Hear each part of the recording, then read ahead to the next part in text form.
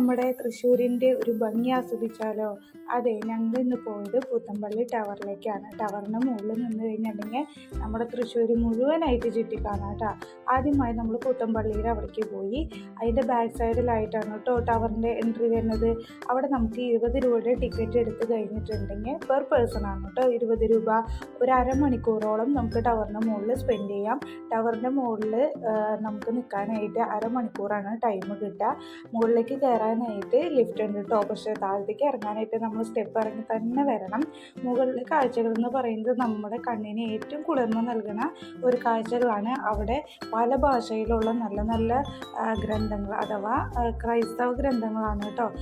അതായത് അവരുടെ ബൈബിള് പല ഭാഷകൾ, ചൈനീസ്, ജാപ്പനീസ് എന്നീ ഭാഷകളിലൊക്കെ എഴുതിയതും അതുപോലെ തന്നെ പല ഗ്രന്ഥങ്ങളും അവിടെ വെച്ചിട്ടുണ്ട് നമുക്ക് കാണാനായിട്ട്.